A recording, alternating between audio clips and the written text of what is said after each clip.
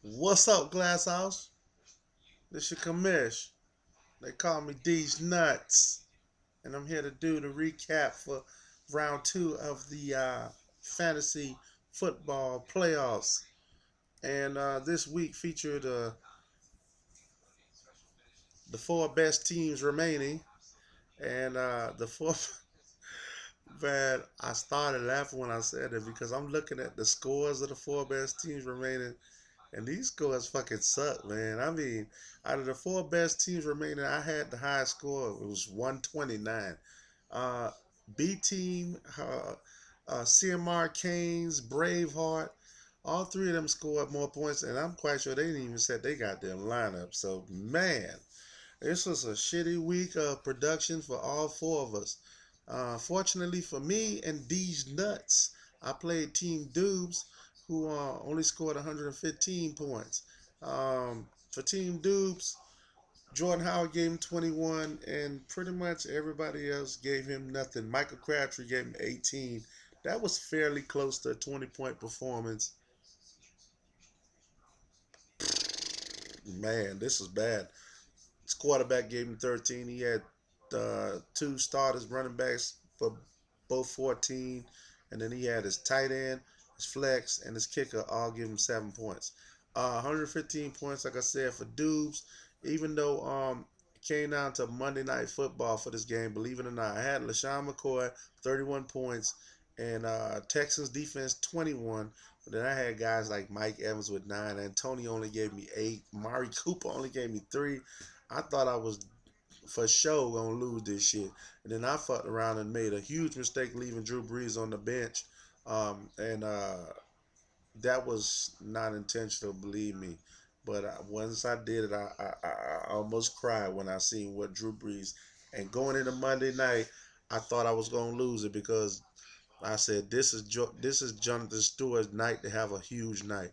And by a huge night, I mean he did have a really good night, 132 yards rushing.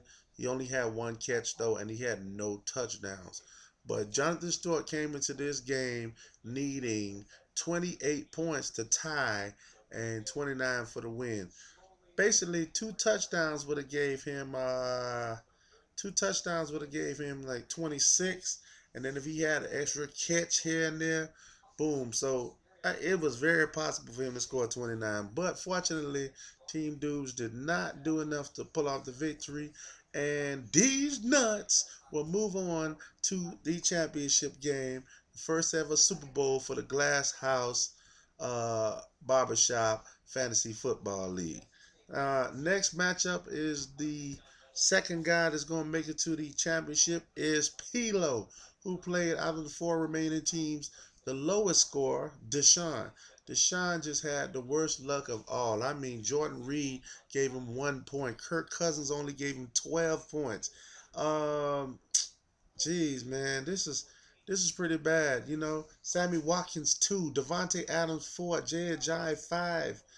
This is like one of those weeks of football you just want to wrap it up, bury it at the bottom of the ocean, and just hope nobody ever find it, man. This was horrible.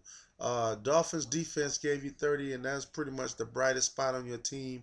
Le'Veon 17, Michael Thomas 18, and all those other low single digit guys. And I mean low single digits. Um, Pilo for your side, you had Ezekiel Elliott with 26 and Jordy Nelson 19. You got the Bills defense with 22.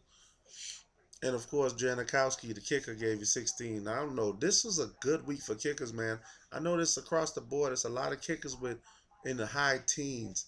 Um, Carlos Hyde 6, Ty 7, Travis Kelsey 7, Thomas Rawls 5. So it was a lot of underperformance for your team. Also, like I said, this is just a bad week in general for everybody, for all of us with offensive performances. So maybe next week for the Super Bowl and for the week, I mean for the third place prize, maybe we have some more excitement as far as big plays and higher scores. Anyways, as it stands, Pilo, you will face these nuts for the championship, and Deshaun, you will go up against Team Dubes for the opportunity to win your win your money back with the third place prize. Of course, first place is 800 and second place is 300. So there it is. Everybody pay attention because on Saturday we have 11 games on Saturday. You cannot do any ads or drops once the 5 minute mark prior to the first game on Saturday hits. So basically, once you get the 5 minutes before the first game on Saturday, that's it for picking up anybody off the free agents, doing any waivers, ads, or drops, anything like that. You can change your roster that's already on your team, but you can't add or drop anybody. So Saturday is gonna be like Sunday now. So you gotta get prepared one day early. Please don't forget, this is what you play all year for. The opportunity to win your couple of dollars and the opportunity to say, "Hey, I'm the champ." Have some bragging rights for the whole year, basically. So this is not the time not to pay attention, guys. Everybody, good luck to y'all.